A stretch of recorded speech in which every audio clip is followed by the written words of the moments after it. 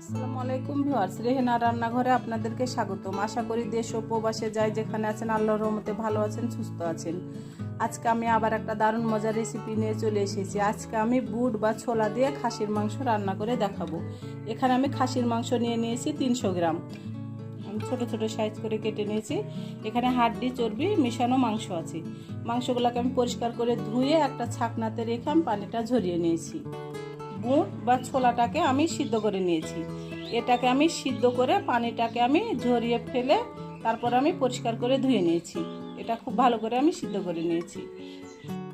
এখানে আপনার 1 কেজি বুট আছে। রান্নাটা আমি কড়াইয়ে করব, কারণ আমি গ্যাসটা জ্বালিয়ে দিয়েছি। আমি এবার দিয়ে দেবো তেল। এখানে আমি দিয়ে দেবো রেগুলার তেল, সয়াবিন তেল। আমি 1 কাপ তেল দিয়ে দিলাম। আমি এখানে দিয়ে দেবো গরম মশলা। এখানে আছে সাদা এলাচ 4টা, লং আছে 4টা, আপনার 1 ইঞ্চি সাইজের 2টা দারচিনি আছে, একটা তেজপাতাকে আমি অর্ধেক করে নিয়েছি, আমি দিয়ে দিলাম। আমি দিয়ে দেবো পেঁয়াজ কুচি। আমরা যেহেতু বুট বা ছোলা রান্না করছি, এটাতে পেঁয়াজ কুচিটা একটু বেশি ব্যবহার করতে হবে। আমি এখানে 1 কাপ পেঁয়াজ কুচি দিয়ে দিলাম। এবার পেঁয়াজটাকে আমি হালকা ব্রাউন করে ভেজে নেব। পেঁয়াজটাকে আমি হালকা ব্রাউন করে ভেজে নিয়ে ফিরে আসছি। পেঁয়াজটা আমার হালকা সোনালি হয়ে গেছে। আমি এবার দিয়ে দেব আদা বাটা, রসুন বাটা। এখানে আছে আদা বাটা 1 চামচ, রসুন বাটা 1 চামচ। আদা রসুনটাকে আমি 20 থেকে 25 সেকেন্ড ভেজে নেব। আদা রসুনটাকে আমি 20 থেকে 25 সেকেন্ড ভেজে নিয়ে আমি ফিরে আসছি।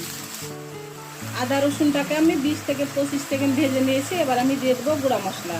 এখানে আছে মরিচের গুঁড়া 1 চামচ, হলুদের গুঁড়া 1/2 চামচ, ধনিয়ার গুঁড়া 1 চামচ, স্বাদ অনুযায়ী লবণ, জিরার গুঁড়া 1/2 চামচ আমি দিয়ে দিলাম। গুঁড়া মশলাগুলো আমি দিয়ে দিয়েছি।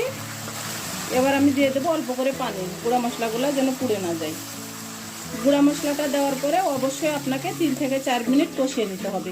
আপনি যতই তেল দেন, মশলা দেন, আপনি মশলা কষাবেন না, আপনার তরকারির স্বাদ আসবে না। আপনি অল্প তেল মশলা ব্যবহার করেন, মশলাটাকে আপনি 3 থেকে 4 মিনিট কষিয়ে নেবেন, আপনার তরকারির অসম্ভব স্বাদ আসবে। গুঁড়া মশলাটাকে আমি 3 থেকে 4 মিনিট কষিয়ে নিয়ে আমি ফিরে আসছি। গুঁড়া মশলাটাকে আমি 3 থেকে 4 মিনিট কষিয়ে নিয়েছি। আমি এবার দিয়ে দেবো কেটে ধুয়ে পরিষ্কার করে রাখা খাসির মাংস। এবার মাংসটাকে আমি ভালো করে 10 মিনিট আমি কষিয়ে নেব। আমি ঢাকনা দিয়ে ঢেকে 10 মিনিট আমি হাই হিটে কষিয়ে নেব। 10 মিনিট পরে আমি ফিরে আসছি। 10 মিনিট পরে আমি ঢাকনাটা উঠিয়ে নেব। দেখুন 10 মিনিটে আমার মাংস থেকে অনেকগুলো পানি বের হয়েছে। আমি এবার আবারও ঢাকনা দিয়ে ঢেকে আমি এটাকে 10 মিনিট রান্না করে নেব। 10 মিনিট পরে আমি ফিরে আসছি। 10 মিনিট পরে আমি ঢাকনাটা উঠিয়ে নিলাম।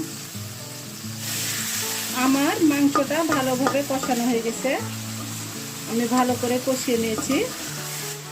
এবার আমি দিয়ে দিব সিদ্ধ করা বুট বা ছোলা। আমি দিয়ে দিলাম। আমি এবার বুটটাকে ভালো করে 5 মিনিট আমি কষিয়ে নিব। 5 মিনিট কষিয়ে নিয়ে আমি একেবারে ফিরে আসছি। ভালো করে আমি 5 মিনিট কষিয়ে নিয়েছি। এবার আমি দিয়ে দেব পানি।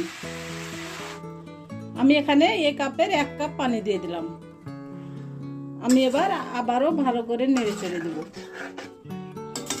আমার রেসিপিগুলা যদি ভালো লাগে তাহলে আমার ভিডিওগুলা দেখার অনুরোধ রইল। যদি ফেসবুক থেকে দেখেন তাহলে অবশ্যই একটা ফলো দিয়ে দিন।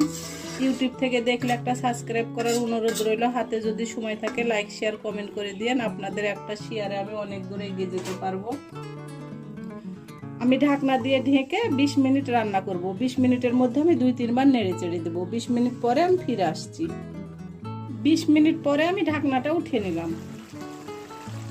আমি দিয়ে দেবো 4-5টা কাঁচা মরিচ। আমি মরিচগুলোকে এভাবে 2 ভাগ করে আমি কেটে নিয়েছি, আমি দিয়ে দিলাম। আমি এবার ভালো করে নেড়ে চেড়ে দেব। আমি এবার ঢাকনা দিয়ে ঢেকে একেবারে রান্না করে ফিরে আসব। আমি এবার ঢাকনাটা উঠিয়ে নিব। রান্নাটা আমার পুরোপুরি কমপ্লিট। পানিগুলা শুকিয়ে গেছে। দেখুন এটাই এভাবে রাখতে হবে ভুনা ভুনা করে, যেহেতু এখানে মাংস আছে। এটা আপনার পরে আবার গরম করতে হবে। আমি একটা কথা বলতে ভুলে গেছিলাম। আমি বুট বা ছোলাটা সারা রাত ভিজিয়ে রেখেছিলাম। তারপরে আমি এটাকে প্রেসার কুকারে আপনার 10-12টা সিটি দিয়ে নিয়েছি। আমি এবার গ্যাসটা অফ করে দেব। আমি বুট বা ছোলাটা আপনার খাসির মাংস দিয়ে রান্না করলাম। আপনারা একই প্রসেসে মুরগি, গরু মাংস দিয়ে রান্না করতে পারবেন। আমি এবার উঠিয়ে নিয়ে আপনাদেরকে আমি পরিবেশন করে দেখাচ্ছি। হয়ে গেছে আমার পরিবেশন করা। আশা করি আমার রেসিপিটা অবশ্যই ভালো লাগবে। যদি ভালো লাগে তাহলে আমার চ্যানেলটিতে লাইক, কমেন্ট, শেয়ার করতে ভুলবেন না।